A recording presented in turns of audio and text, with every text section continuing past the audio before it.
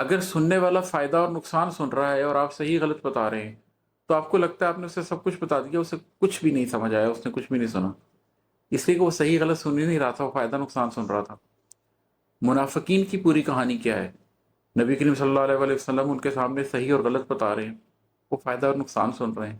جب وہ فائدہ اور نقصان کی اینک لگا کر دیکھ رہے ہیں، فائدہ اور نقصان کا فلٹر لگا کر سن رہے ہیں، انہیں بات سمجھ نہیں آئے گی۔ تو زندگی میں یہ ہوتا ہے کہ رنگ و روپ کے رسیا آخر یہ ہونا تھا، میرے یک جہت دل سے تھک گئے ہو آخر تم۔ جو یک جہتی سے ایک رستے پہ چل رہا ہو، یہ رنگ و روپ کے رسیا اس کے ساتھ نہیں چلتے، آپ تنہا رہ جاتے ہیں، یہ تنہائی کا سفر ہے، آپ نے ہی اختیار کرنا ہوتا ہے۔ آپ کو لگتا ہے کہ آپ کے ساتھ لوگ چلیں گے، لیکن ایسا ہوتا نہیں ہے۔ وہ بڑا مشہور شعر ہے کہ میں اکیلا ہی چلا تھا جانے پہ منزل، مگر ہم سفر ملتے رہے اور قافلہ بنتا گیا۔ مگر حقیقت یہ ہے کہ اس کے الٹ ہوتا ہے، آپ بہت سے لوگوں کے ساتھ چلتے ہیں، لیکن جب آپ زندگی میں مشکل فیصلے کرتے ہیں تو لوگ چھٹتے چلے جاتے ہیں اور آخر میں آپ اکیلے تنہا رہ جاتے ہیں۔ مگر یہ تنہائی آپ کو اختیار کرنی ہی پڑتی ہے اگر آپ کسی بڑی منزل کے مسافر ہیں۔ اور اس کا مقطع ہے کہ اب نہیں عماد احمد ذات میں وہ کچا پن، اب نہیں عماد احمد ذات میں وہ کچا پن، غم کی آنچ لے لے کر پک گئے ہو آخر تم۔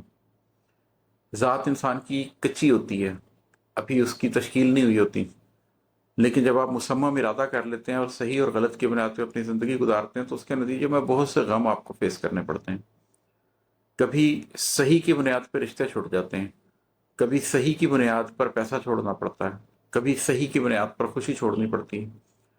تو آہستہ آہستہ یہ جو غم ہے یہ اکٹھے ہو کے پھر غم ہستی بن جاتے ہیں۔ پھر آپ کو مال کا غم نہیں ہوتا، پھر آپ کو رشتے کا غم نہیں ہوتا، پھر آپ کو خوشی کا غم نہیں ہوتا، پھر یہ سارے غم اکٹھے ہو کر ایک غم ہستی بن جاتے ہیں، غم حیات بن جاتے ہیں۔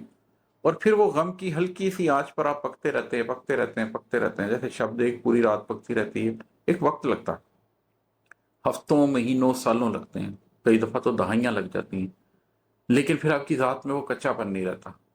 پھر آپ غم کی آنچ لے لے کے مصمم طور پہ تیار ہو جاتے ہیں، بالکل پک جاتے ہیں۔ یہی دعوت میری دنیا کو ہے کہ غم ہستی کو اپنائیں، ہستی کے سفر پہ چلیں، صحیح اور غلط پہ فیصلہ کریں۔